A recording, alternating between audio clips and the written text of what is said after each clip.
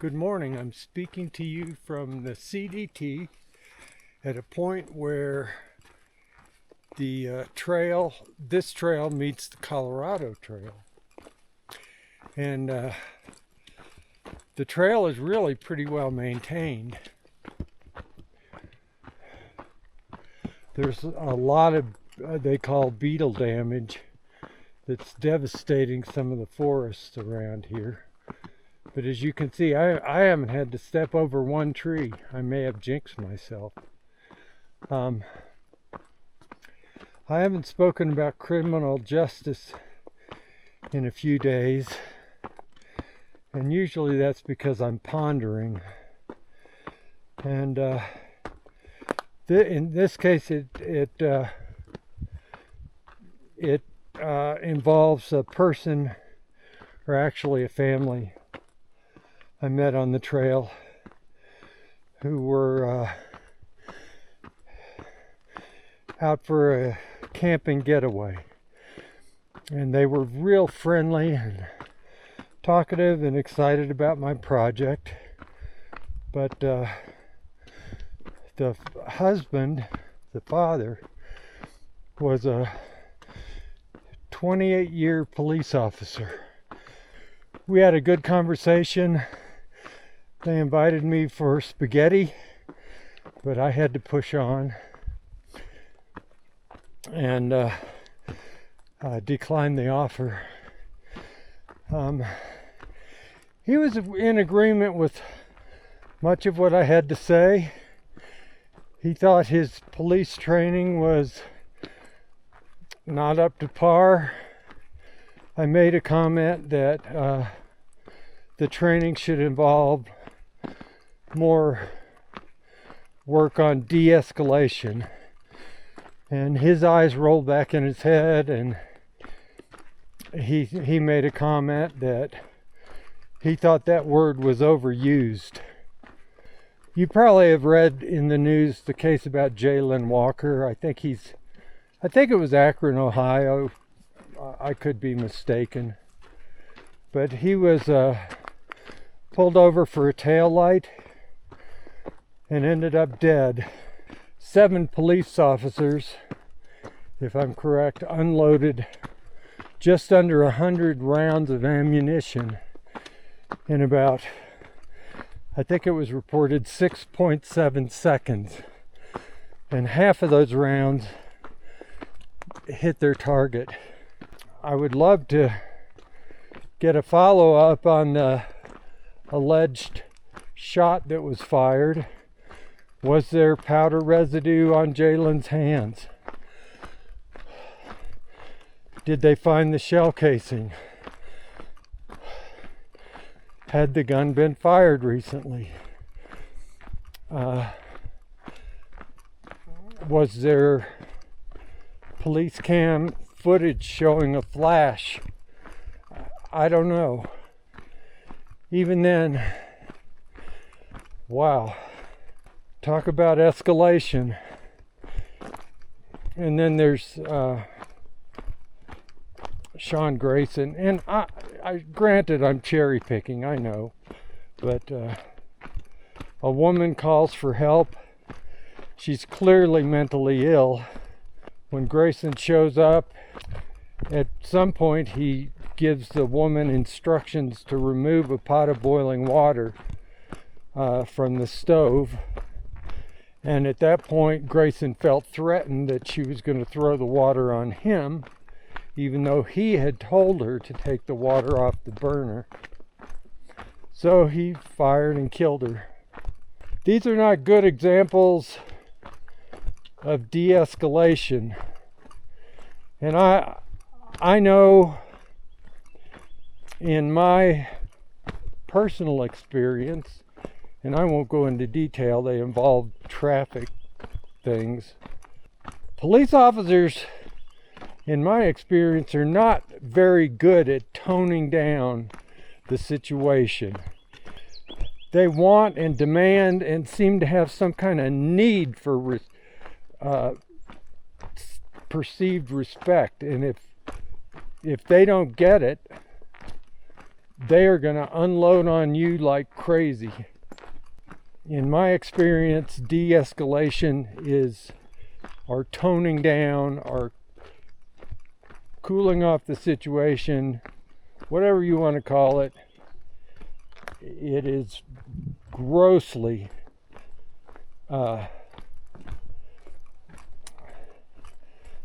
in need of work. So I've been pondering this. I didn't know whether I should bring it up or not. That police officer seemed like a really good guy. He was physically fit, especially for his age, having been in that profession that long, and seemed to take his job very seriously and had a lot of pride in what he was doing. And you know, I hope this doesn't upset him, but that's my perspective.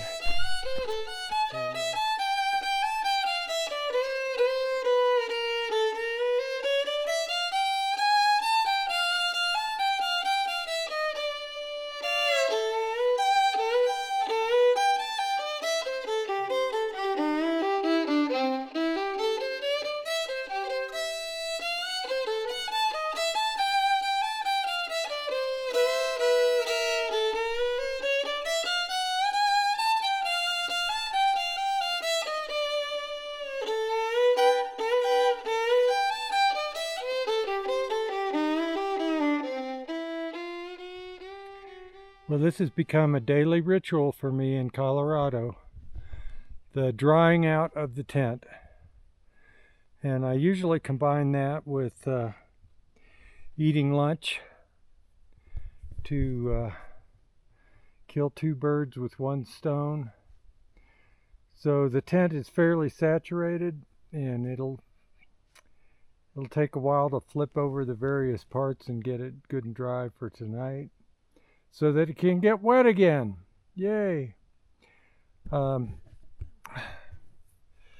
don't know if you can see them, but the mosquitoes are out in full force. It's amazing because there's still, I'm still passing snow drifts. So the mosquitoes get out really, really early. And luckily I'm pretty well covered up. I mean, they can bite me through my pants, I think, and maybe in some places on my shirt, but it's always something. Okay, time to eat.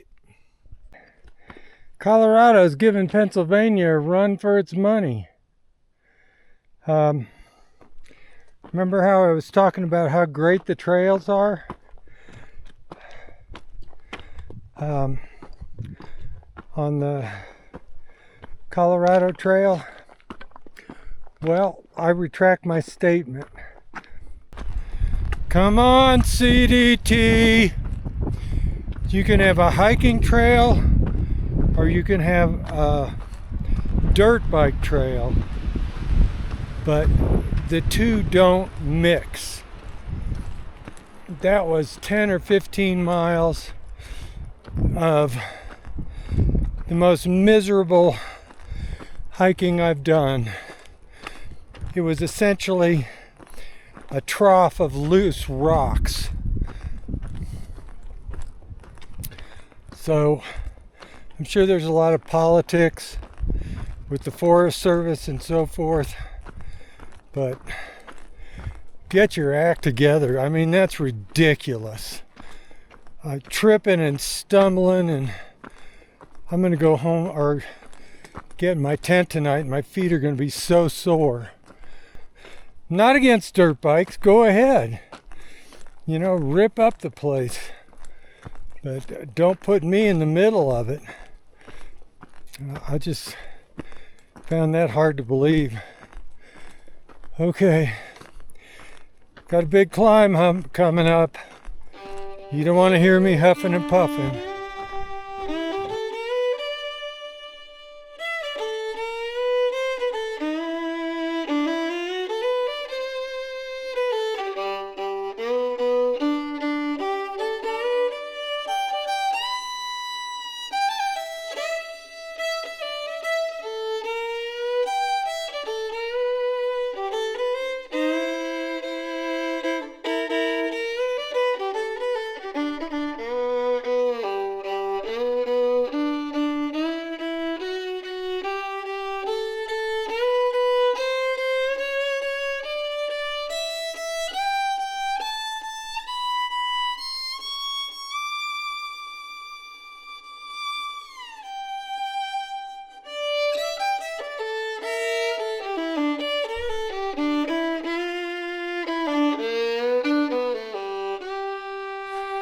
my gosh. It is a wall of snow. The trail's under that somewhere. So I'm going to try and skirt around it. This has been a bit treacherous. You'll be walking along post-holing and you're walking on top, and then all of a sudden you'll crash down to your waist. And it's really slow going. I am up there, folks. I finally gave up on trying to stay by the trail and just went up high and found the trail. It's hard to explain what I just did, but it was scary and I don't want to do it again. It involved coming up a bank, and that drift that you see in the distance, I didn't come up there, but I came up here, and I made it. So let's see how to get out of here. Well, that was about as dangerous a little stint as I've ever pulled. The CDT has an alternate. There's a collegiate range, and there's a west and an east. And the east is generally considered a little more gentle, and it's shorter and more manageable. As I mentioned before, the Colorado Trail and the CDT run together. But at a certain point way up at the top of this mountain, I may have shown images, they split off. And the Colorado Trail follows the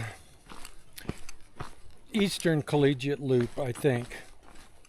Where the trail split, there you could see where the red line, the main CDT trail, went, but there were two other ones. One was called Foose's Creek Trail, and there was a sign that sort of indicated that that was the Colorado Trail. So I followed it and I saw other footprints there, but it turns out that trail was on a really steep mountainside. It was cut into a mountainside. There were a few trees, and that mountainside was completely covered with deep, slushy snow. And so I saw the other footprints turn around, and I tried to follow it a little more. I went up above where the snow had melted on the ridge, and I realized that the phone app, it didn't correspond to that. The trail didn't correspond. So I went back to where the junction was, and I tried the other trail, and it did correspond. And so I headed down, and the other footprints headed down, and then there was a sign that says trail closed for restoration. Well, I didn't have a choice. I had to get off that mountain, and the other trail was impassable. So down I went, followed the other footprints, got into drifts that were probably 8 feet deep, and you'd post hole in the previous people's footprints, but sometimes they would collapse and you'd go down to your waist with one leg and the other would be just 2 feet deep. It was really awkward. It looks to me like only possibly 5 or 6 people have made it this far up to that point on the mountain where it splits into the Western Collegiate route and the Eastern Collegiate. And I fear for other people trying to get through that, because the snow is melting, but that snow has a long way to go. And good luck getting through it. It took me a good bit of luck to get through it. Okay, my little rant's over. Trying to find a highway and hike to a RV park that's hiker friendly. So we'll talk to you later.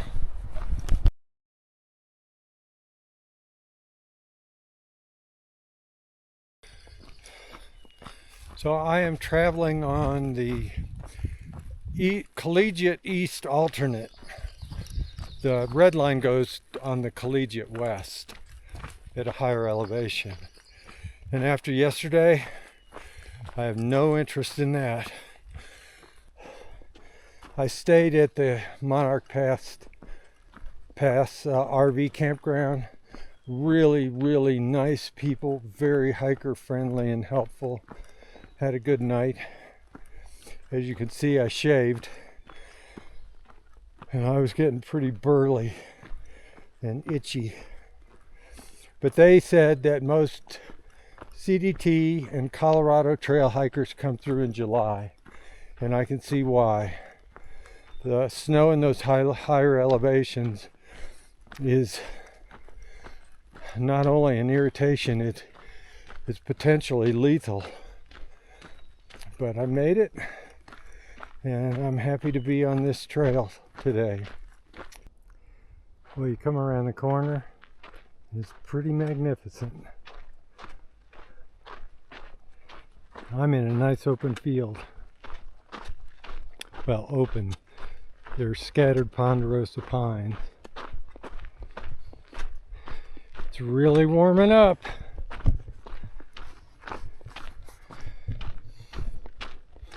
But before the day's over, I'll be climbing to 10,000 feet, so it'll be pretty chilly tonight. And I'll just keep my fingers crossed that it doesn't rain. All kinds of beautiful wildflowers.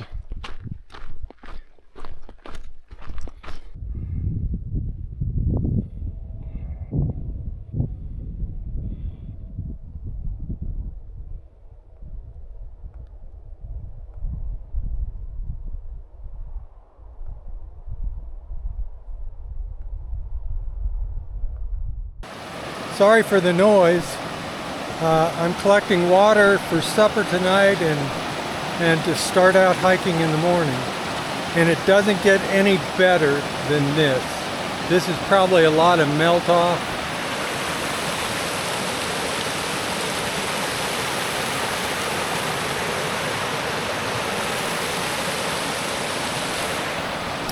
It'll be ice cold and delicious.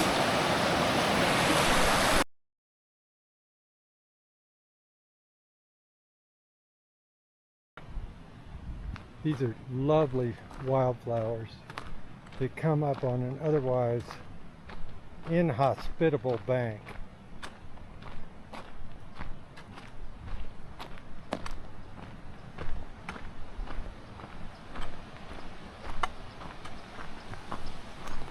You talk about tough terrain. Whoa, look down there.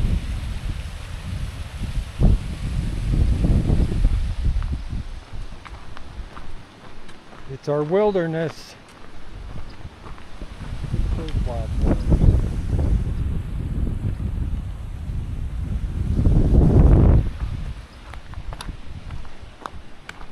I guess I tend to delight in little things.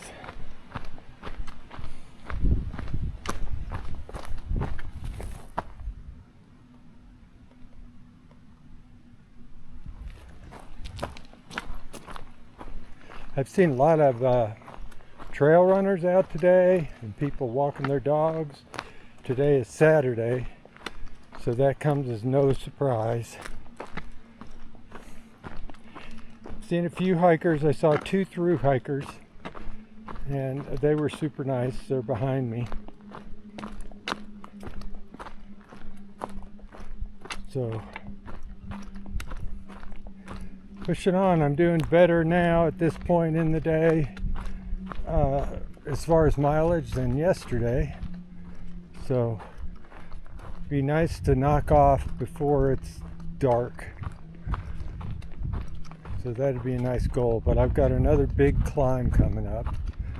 So shouldn't be as bad as the one I just did. I hope not. Really steep climb, but the top should be relatively flat.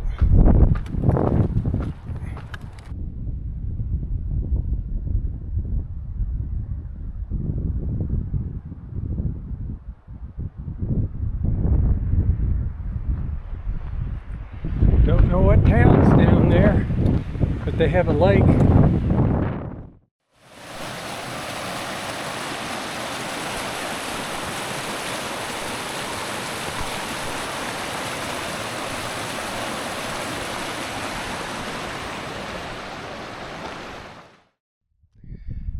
I think I'm going over that somewhere. I think that's where it's going. Oh my.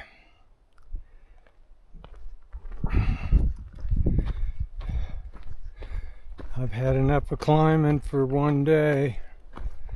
This will be up around 12,000 feet for the third time. And then they'll drop down to 9,000 and then go up again. There has to be a reason for this. I wish I knew what it was.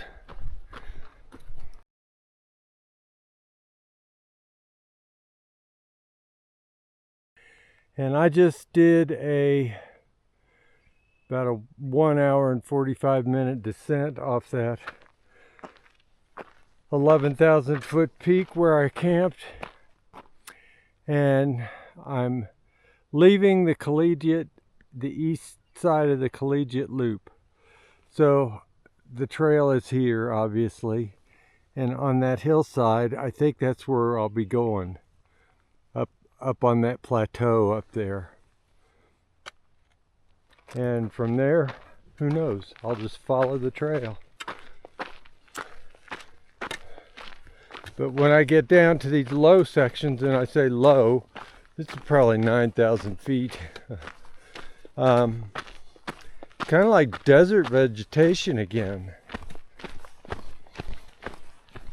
I talked to a local man who thinks that this is going to be a really bad fire year because there wasn't a lot of snowfall, and that's kind of what mitigates fires in this part of the country.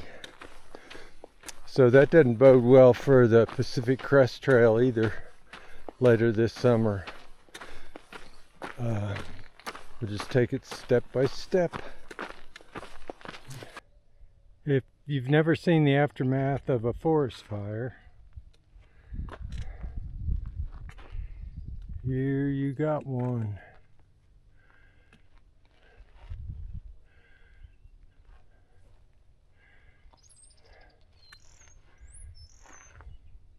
I got a ride to Twin Lakes. This is the visitor center, which at one time was a general store, then a saloon and brothel. Seems like every town had a brothel. So it's now, like I said, the visitor center. They've got a free shuttle into Leadville, which I'm taking. Should be leaving in a few minutes. Down the street with the Coors sign is the general store. They had my package, my food package. Got it mailed here. If I'd had it mailed to a post office, I would have missed out because today is Sunday. So lots of tourist activity. I had a hamburger. There was 1/3 pound patties with barbecued pork on top. It was monstrous, and it went down so easily. It was made at a food truck called Pugsy's, and you can see all the mountains in the background.